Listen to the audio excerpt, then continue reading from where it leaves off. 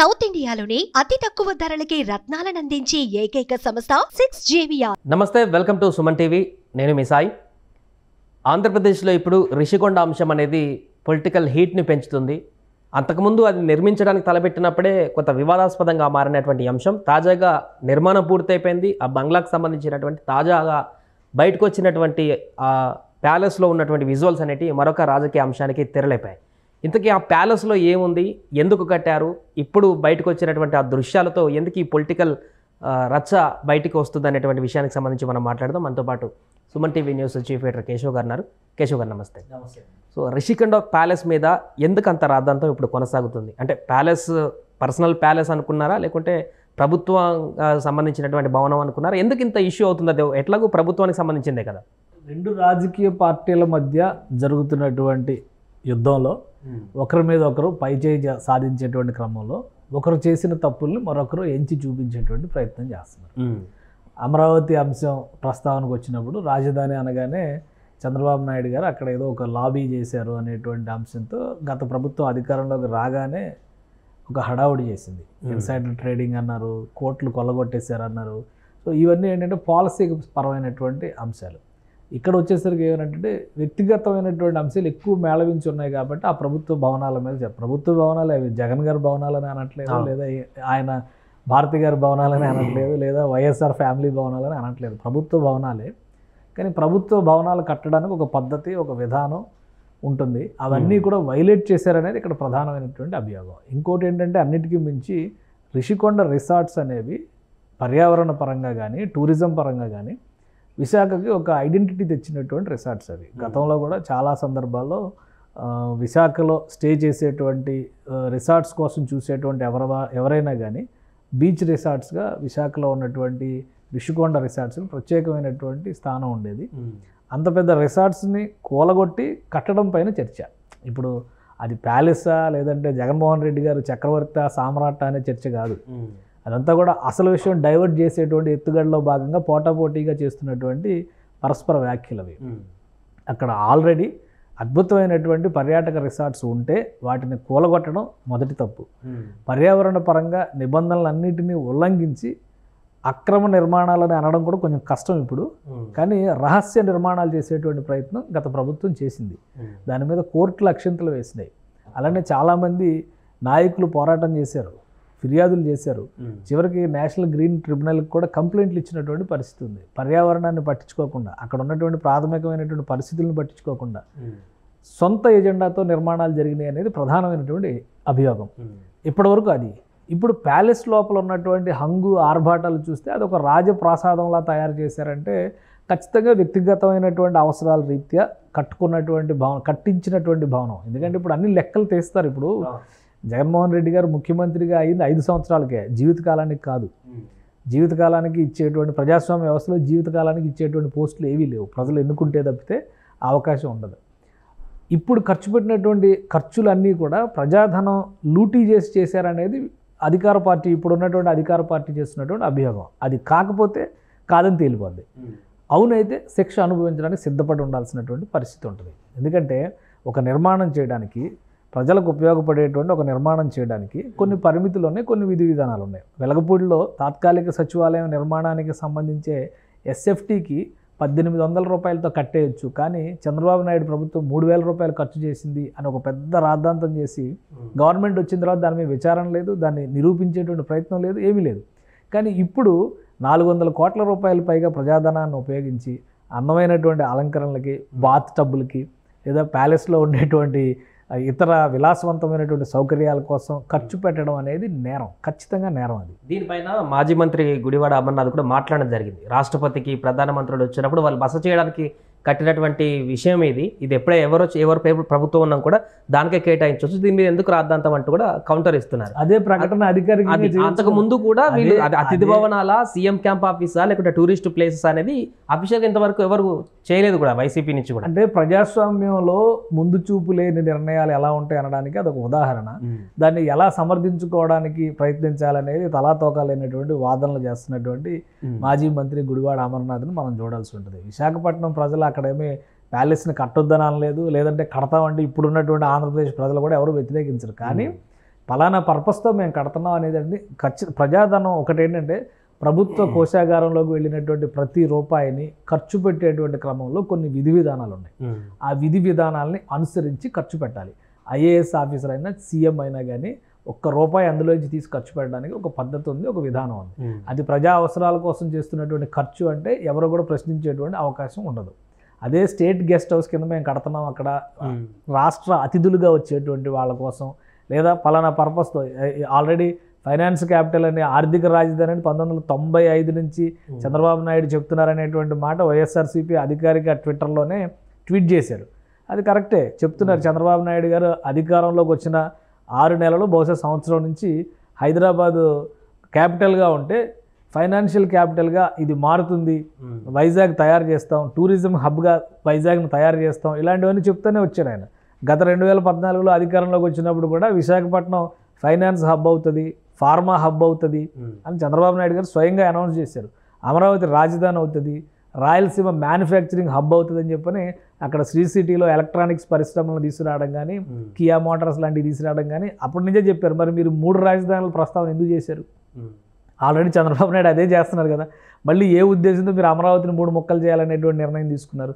దీనిపైన రాజకీయంగా వీళ్ళు ఏం క్లారిటీ ఇవ్వలేరు. ఊరికే ఒకరి మీద ఒకరు విమర్శలు చేసుకోవడం తప్పితే పెద్ద ప్రయోజనం ఉండేటువంటి అంశం కాదు. కాకపోతే ఇప్పుడు అంత ధనాన్ని వెచ్చించాల్సినటువంటి అవసరం ఎంతవరకు ఉంది, దానిపైన ప్రభుత్వ నియమ నిబంధనలు ఏం చెబుతున్నాయి, దాన్ని మీరి ఖర్చు చేస్తే శిక్షలు ఎలా ఉండొచ్చు? తెలంగాణలో సెక్రటేరియట్ నిర్మాణం కోసం 600 కోట్ల రూపాయలు మాత్రమే మేము ఖర్చు చేస్తున్నాం, 600 కోట్ల రూపాయలతో అద్భుత భవనం నిర్మిస్తాం అనేటువంటి మాట కేసీఆర్ గారు ప్రకటించారు.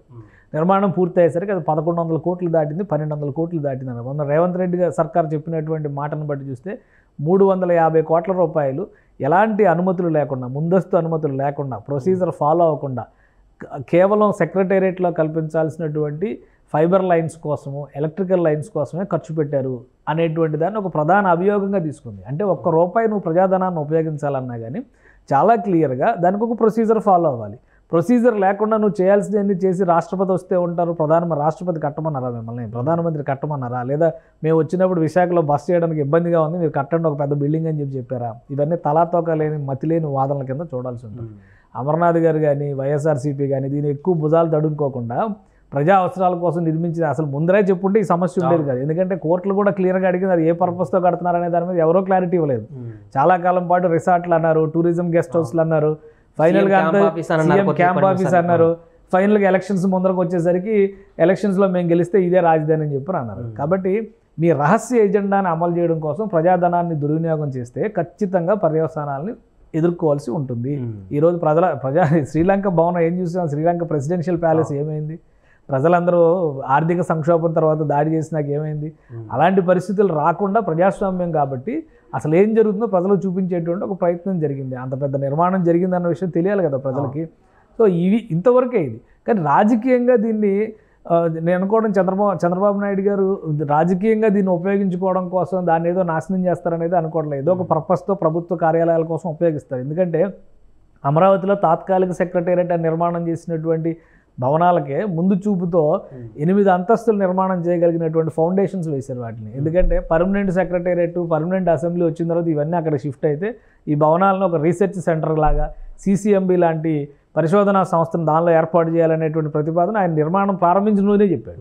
కాబట్టి విజువల్స్ చూస్తే ప్రభుత్వపరమైనటువంటి కార్యక్రమాలకు ఉపయోగించేటువంటి ఆఫీస్ అట్మాస్ఫియర్ అయితే కనిపించట్లేదు. ఏదో అతిథి గృహాలు, 5 స్టార్ హోటల్ అట్లాంటి అట్మాస్ఫియర్ దాంట్లో కనిపిస్తుంది. ఖచ్చితంగా అది విశాఖ రిషికొండ, తాజ్ రిషికొండనో లేదంటే అట్లాంటిది ఏదైనా పేరు పెట్టాల్సి ఉంటుంది. తాజ్ కృష్ణ అని హైదరాబాద్లో ఎట్లా చూస్తున్నామో అట్లా తాజ్ రిషికొండ, తాజ్ విశాఖ పెట్టి ఏదైనా హోటల్స్కి ఫలక్నుమా ప్యాలెస్ చూస్తున్నాం కదా హైదరాబాద్లో, హోటల్స్ రన్ చేస్తూ ఉంటారు కదా. సో హై క్లాస్ పీపుల్ వచ్చినప్పుడు వాళ్ళకి షెల్టర్ ఇవ్వడానికి, అకామిడేషన్ అరేంజ్ చేయడానికి ఒక హోటల్కి ప్రైవేట్ హోటల్ ఏజెన్సీలకు ఇచ్చేలా ఉంది అది. ఎందుకంటే కార్యాలయ భవనాలకి పరిధి మించి ఉన్నటువంటి ఇది. ఎందుకంటే నిర్మాణాల్లో కూడా 3-4 విల్లాలు కట్టారంట, అందులో 14 బెడ్రూమ్లు ఉన్నాయి అంటున్నారు. సో ఇవన్నీ కూడా ఆఫీసులకి ఉపయోగపడేటువంటి పర్పస్ కదా. ఆఫీస్కి ఉపయోగపడేటువంటి పర్పస్ కొంత ఉంది, కానీ మిగతాదంతా కూడా ప్రైవేట్ పర్పస్. అంటే ఇంటి కోసం, ఒక ఇంటి అవసరం, గృహ అవసరాలకు తగినట్టుగా రీతిలో ఒక విలాసవంతమైనటువంటి నిర్మాణం, ఇంటి నిర్మాణం చేస్తే ఎలా ఉంటుందో అటువంటి ఇది జరిగిందనేదే ఇక్కడ చర్చ. ఇంకోటి ఏంటంటే ఇప్పుడు అక్కడ ఉన్నటువంటి పరిస్థితుల్లో గతంలో మిలీనియం టవర్స్ అని చెప్పని చంద్రబాబు నాయుడు గారు గవర్నమెంట్లో ఉన్నప్పుడే 2 టవర్లు కట్టారు. ఐటీ కానీ అన్ని ఓపెన్ స్పేస్, ఎందుకంటే ఆఫీస్ స్పేస్ ఎప్పుడు కూడా ఓపెన్ స్పేస్ ఉండడానికి ప్రిఫరెన్స్ ఇస్తారు, వాళ్ళ అవసరాలకు తగ్గట్టుగా ఇంటీరియర్స్ అన్నీ చేసుకుంటారు. కానీ ఇక్కడ అటువంటి పరిస్థితి కనిపించట్లా, ఎందుకంటే ఒక ఇల్లు, ఒక నివాసం, ఒక ఫ్యామిలీ ఉండేలాగా ఉంది. తెలుగుదేశం పార్టీ ట్వీట్ చేసిన దానిలో కూడా ఒకటి చాలా క్లియర్గా రాశారు, అది ఒకవేళ వ్యక్తిగతమైనటువంటి అవసరాల కోసం ఎవరైనా నివాసం కోసం ఉంచలేదు అని అనుకునేటువంటి పక్షంలో జగన్మోహన్ రెడ్డి గారి బంధువులు వెళ్ళి అక్కడ ప్రార్థనలు చేశారు అంటున్నారు. ఇవన్నీ చాలా ఆరోపణల లిస్టు వాళ్ళు కూడా రాశారు. ఇప్పుడు ఆ ట్వీట్ వారు నడుస్తుంది, ఇటు వైసీపీ వాళ్ళు ఒక ట్వీట్ చేస్తే అటు టీడీపీ వాళ్ళు ఒకటి చేస్తున్నారు. అవన్నీ కూడా వాటి వాల్యుయేషన్స్ కూడా వాళ్ళు అవన్నీ కూడా స్క్రీన్ షాట్స్ తీశారు. ఇప్పుడు ఒక బాత్ టబ్ ఉంది, అందులో ఆ బాత్ టబ్ మోడల్ తీసి ఆన్లైన్లో ఎంత రేటు చూపిస్తుంది, చదరపడుగుల విస్తీర్ణంతో కట్టారు, దానికి పైన లైట్స్ ఉపయోగించారు, లైట్ మోడల్స్ పెట్టి దాని రేట్ కార్డ్ ఎంత ఉంది, అవన్నీ కూడా వైరల్ అవుతున్నాయి. అంటే ఇవి ప్రజలకి ఇప్పుడే రహస్యాలు కాదు, ఇవన్నీ కూడా ప్రజలు తెలుసుకోవడం పెద్ద కష్టమైంది కాదు. ప్రతిదీ ఏదైనా ఈ మొబైల్ ఫోన్ ఎంత రేట్ ఉంది అంటే మోడల్ చెప్తే ఆన్లైన్లో చెక్ చేస్తే వెంటనే మార్కెట్ రేట్ వచ్చేస్తుంది, ఆన్లైన్ రేట్ వచ్చేస్తుంది, ఆఫర్లు ఏమన్నాయో కూడా వచ్చేస్తుంది. కాబట్టి ఇవన్నీ జనం తెలుసుకోవడం పెద్ద క్లిష్టమైంది, దీన్ని తెలుసుకోలేరు. ఇది ఒక అభూత కల్పన చేసి మనం ఏదో మాయాజాలం చేస్తేనే మనకు తెలుస్తుంది అనేటువంటి పరిస్థితి లేదు. కాబట్టి గుడివాడ అమర్నాథ్ గారు కానీ వైసీపీ అఫీషియల్ ట్విట్టర్లో చేస్తున్నటువంటి కామెంట్లు కానీ, రాష్ట్రపతి వస్తే అక్కడ సరైనటువంటి వ్యవస్థలు లేవని ఎవరు చెప్పారు? పెద్ద పెద్ద గెస్ట్ హౌస్లు ఉన్నాయి. ఎందుకంటే విశాఖపట్నం ఒక కాస్మోపాలిటన్ సిటీ, ఆల్రెడీ అక్కడ షిప్ యార్డ్కి సంబంధించినటువంటి గెస్ట్ హౌస్లు కానీ, హెచ్పిసిఎల్కి సంబంధించిన గెస్ట్ హౌస్లు కానీ, స్టీల్ ఫ్యాక్టరీకి సంబంధించిన గెస్ట్ హౌస్లు కానీ అవసరానికి తగ్గట్టుగా మొన్న ప్రెసిడెంట్ వచ్చినప్పుడు ఎక్కడ బస్ చేశారు, అలానే ప్రైమ్ మినిస్టర్ 2 సార్లు విజిట్ చేసినప్పుడు అక్కడ ఐఎన్ఎస్ ఇవే ఉన్నాయి కదా, అక్కడ పెద్ద పెద్ద గెస్ట్ హౌస్లు కదా అవి, వాటిని మించిన ఇంకేమి కల్పిస్తారు? సో ఇవి మోడర్నైజ్డ్, అవసరాలకు తగ్గట్టుగా వాటిని ఆధునికరు. ఎందుకంటే ఇప్పుడు ఇక్కడ ఏదో కూర్చుని టేబుల్ దగ్గర బటన్ నొక్కితే విండోస్ కర్టన్స్ అన్నీ ఓపెన్ అవుతాయంట, అలా చూడగానే సముద్రం అలా ఎదురుగా కనిపిస్తూ ఉంటుందంట. సో ఆ వ్యూ పాయింట్ అవన్నీ అలాంటివన్నీ ఉండకపోయి ఉండొచ్చు అందులో. ఇది ఆ వ్యూ పాయింట్ చూడటం వలన ఆ ప్లేస్ అనువైందని. ఇంకో విషయం ఏంటంటే ఇందులో మనం గమనించాల్సింది, లోకేష్ గారు ఒక స్టేట్మెంట్ ఇచ్చారు, దీనిపైన అసలు ఎంత ఖర్చు అయింది, ఏ పర్పస్తో ఖర్చు పెట్టారు. ఇప్పుడు గవర్నమెంట్లో ప్రొసీజర్ ఏంటంటే మీరు ఒక పెన్ను కొనాలన్నా కానీ ఆ పెన్ను ఏ డిపార్ట్మెంట్కి అవసరమో ఆ డిపార్ట్మెంట్ రిక్వైర్మెంట్ ఇవ్వాలి. ఆ డిపార్ట్మెంట్తో పాటు మిగతా డిపార్ట్మెంట్లకి ఎన్ని డిపార్ట్మెంట్లకి పెన్ను అవసరాలు ఉందో చూడాలి. సో దానికి అప్రూవల్ ఇచ్చినాక ఫైనల్గా ఒక కొటేషన్ తీసుకొని రేట్ కార్డు చూసి అందరిలో ఎవరు తక్కువ ఇస్తున్నారు చూసి దాన్ని కొనేటువంటి అవకాశం ఉంటుంది.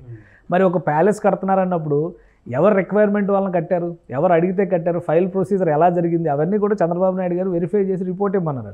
అలానే ఎంత ఖర్చు అయింది, ఖర్చు అయిన దానికి సంబంధించినటువంటి డేటా ఇమ్మన్నారు. ఎందుకంటే ఒక పెన్ను కొనాలి అని చెప్పని మీరు ప్రభుత్వంలోకి వెళ్ళినప్పుడు నేను 10,000 రూపాయలు పెన్ను కొనుక్కుంటానంటే ఎవరు, 15 రూపాయల వరకే లిమిట్ ఉందనుకో 15 రూపాయలు లోబడే కొనుక్కోవాలి. 15 రూపాయలు లోబడి 10,000 పెన్నులు కొనుక్కోండి, ఎవడో క్వశ్చన్ చేయడు. 10,000 రూపాయలు పెట్టి ఒక పెన్ను కొనాలనుకోండి తీసుకెళ్ళి లోపలేస్తారు. అధికారులు అందరూ ఇరుక్కుంటుంది అదే కారణంతో కదా. ఇప్పుడు ఈ ప్యాలెస్ కట్టడానికి లేదా ఈ భవన నిర్మాణాలకి ఈ అవసరం ఉంది, ఇక్కడ ఈ నిర్మాణాలు చేయాలనేటువంటి రిక్వైర్మెంట్, ఫైల్ మూవ్మెంట్ ఎక్కడి నుంచి స్టార్ట్ అయింది అనే దగ్గర నుంచి ఇలాంటి నిర్మాణాలు ఇంకా జరిగినాయి అని లోకేష్ గారు ఒక కామెంట్ చేశారు. ఇంకా ఒకవేళ జరిగితే ఇంకొకటి, జగన్మోహన్ రెడ్డి గారు ఉంటున్నటువంటి ఇల్లు హైదరాబాద్ లోటస్ పాండ్లో ఉన్నటువంటి ఇల్లు మొత్తం ఇంటీరియర్ వర్క్ చేయించారు, దగ్గర దగ్గర 17 కోట్ల రూపాయల ఖర్చు ప్రజాధనంతో అనేటువంటి ఒక లెక్క బయటికి తీశారు. సో ఇవన్నీ తీస్తారు. ఇప్పుడు ఒక ఇల్లు కాదు, ఒక ప్యాలెస్ కాదు, చాలా కట్టారని చెప్పి అన్నప్పుడు ఇంకా చాలా ఇష్యూస్ ఉండొచ్చు కదా.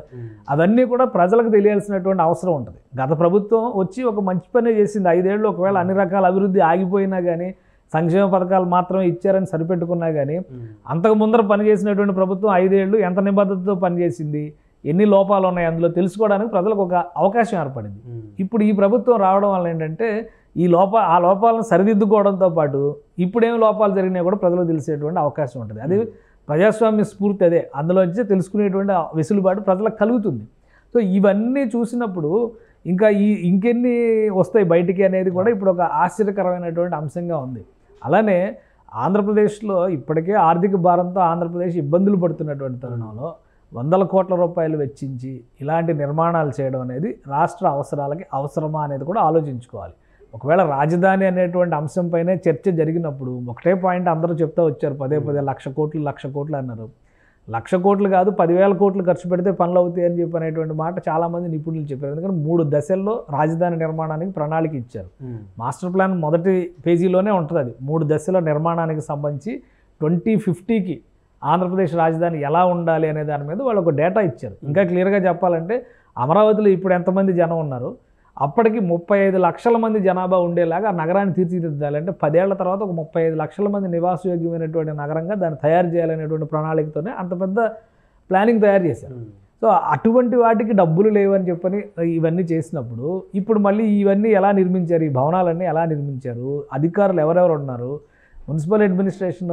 ఫైనల్గా ఇంకొక విషయం ఏంటంటే ఈ భవనానికి సంబంధించిన ప్రారంభోత్సవం గవర్నమెంట్ వచ్చిన వెంటనే జరుగుతుంది అనేటువంటి క్లారిటీ అధికారులకు ఇచ్చారు. ఈ క్రమంలోనే ముఖ్యమంత్రికి సంబంధించినటువంటి నివాసం ఎక్కడ ఉండాలి అనే దాని మీద ఒక కమిటీ వేసింది లాస్ట్ గవర్నమెంట్ ఇంటర్నల్గా జగన్మోహన్ రెడ్డి ప్రభుత్వం.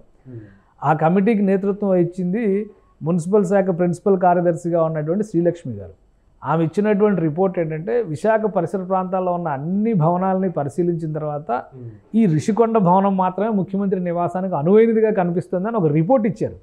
నిర్మాణం అంతా ఇంటి కోసం జరిగి మళ్ళీ ఒక రిపోర్ట్ ఏంటంటే అక్కడ ఉన్న ఏ భవనం పనికిరాదు ముఖ్యమంత్రి బస్ చేయాలంటే కనుక, అంటే ఆయన ఆఫీస్ అక్కడ పెట్టి రాజధానిగా పరిపాలన అక్కడ ప్రారంభించాలంటే ఈ భవనం ఒకటే సూటబుల్ అని ఒక రిపోర్ట్ ఇచ్చారు. అంటే ఒకవేళ గవర్నమెంట్ కట్టేసిన తర్వాత గవర్నమెంట్ వచ్చి ఉంటే ప్రజలకి తెర వెనక జరిగిన వ్యవహారాలు ఏమీ తెలియవు. ఇమీడియట్గా ఇది ఒక అనువైన భవనంగా ప్రభుత్వ అధికారులు తేల్చారు కాబట్టి అక్కడి నుంచి జగన్మోహన్ రెడ్డి గారు పరిపాలన ప్రారంభించేవారు. లోపల ఏముందో కూడా ఎవరికి తెలియదు కదా. ఈ రోజు గవర్నమెంట్ మారింది కాబట్టి లోపల పంపించారు, విజువల్స్ బయటకు వచ్చాయి.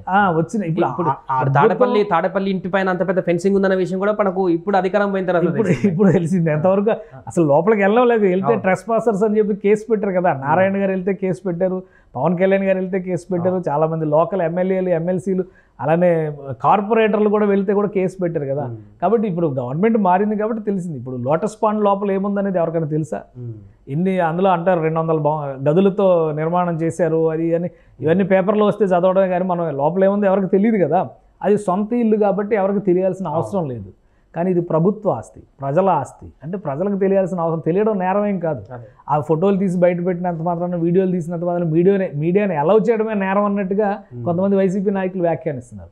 సో అది సరైంది కదా, ఎందుకంటే అది ప్రజాధనం కదా. వాళ్ళే చెప్తున్నారు కదా, రాష్ట్రపతి గవర్నర్ వస్తే గవర్నర్ ప్యాలెస్లో ఏముందో చూడవా మనం, అన్నీ చూపించరా, మొత్తం అసలు కాన్ఫరెన్స్ హాల్ ఏముంది, ఆయన మీటింగ్ గవర్నర్ రెసిడెన్స్లోనే ప్రత్యేకంగా ఒక అతిథి సమావేశ మందిరాన్ని ఏర్పాటు చేస్తారు. కాబట్టి సీఎం దానిలో కూడా అలానే ఉంది. ప్రగతి భవన్ ఇప్పుడు ప్రజాభవన్ అయిపోయిన ప్రగతి భవన్లో చూడలేదా, సీఎం అక్కడి నుంచి ఆర్గనైజ్. సో అదే ఉంటుంది. కానీ ఇంటి లోపల ఎంత విలాసంగా ఉందన్నది ఇప్పుడు తెలిసింది. శ్రీలంక రాయల్ ప్యాలెస్ లాగో లేదా ఇంకొక రాజు భవనం లాగో ఉంది అనేటువంటి అభిప్రాయం ప్రజలకు కలిగింది కాబట్టి ఇంత చర్చ జరుగుతుంది. ఏదైనా కానీ ఫైనల్గా ఏంటంటే ప్రజల ఆస్తి, ప్రజలకు సంబంధించినటువంటి ధనాన్ని ఉపయోగించేటప్పుడు అప్రమత్తతతో బాధ్యతతో వ్యవహరించాల్సినటువంటి అవసరం ఎంతైనా నాయకులకు ఉంటుంది, ఏ నాయకుడైనా కానీ. కానీ ఇది మనకు ప్రజలు అధికారం ఇచ్చారు కాబట్టి మనం ఇష్టం వచ్చినట్టు ఖర్చు పెట్టచ్చు అనుకుంటే కనుక ఫైనల్గా నష్టపోయేది ప్రజలు, ఆంధ్రప్రదేశ్ ప్రజలు. ఎందుకంటే అప్పుల్లో ఉన్నారు, ఆర్థిక భారంలో, ఆర్థిక లోట్లో ఉన్నారు. ఇప్పుడు ఉన్నటువంటి పరిస్థితుల్లో రెవెన్యూ జనరేషన్ అనేది లేకుండా ఉంది అనేటువంటి ఆవేదనలో ఉన్నారు. అలాంటప్పుడు ఈ దుబారా ఖర్చు ఖచ్చితంగా నేరం అయ్యేటువంటి అవకాశం ఉంటుంది. Right sir. సో అది మొత్తానికి ప్రస్తుతం రిషికొండలో నిర్మించినటువంటి ఆ యొక్క భవనానికి సంబంధించినటువంటి దృశ్యాలు బయటికి రావడంతో ఇది పొలిటికల్ దుమారానికి కారణమైంది. అంటే ముందే అసలు ఈ భవనాన్ని ఎందుకు కడుతున్నాం అనేటువంటి విషయాన్ని అప్పుడు కట్టినటువంటి వైసీపీ ప్రభుత్వం అధికారికంగా కనుక ముందే ధృవీకరించి చెప్పినట్లయితే ఇంత ఇష్యూ ఉండకపోయేది. అది ఎందుకు కడుతున్నారు అనేటువంటి ఒక సరైనటువంటి స్ట్రక్చర్ ఇవ్వకుండా ఇప్పుడు మొత్తం కంప్లీట్ అయిన తర్వాత దాని మీద రకరకాలుగా మాట్లాడుతున్నటువంటి సందర్భంలో అతిథి గృహాలని ఇంకేదో అని చెప్పేసి దీనిపైన ఇప్పుడు చర్చనీయాంశంగా మారినటువంటి పరిస్థితి. ఇది క్రమక్రమంగా ఇంకా ఎటువైపు వెళ్తుందో చూడాలి. సుమన్ టీవీలో మీ పర్సనల్ అండ్ బిజినెస్ ప్రమోషన్స్ కోసం కింది నెంబర్కి కాంటాక్ట్ చేయండి.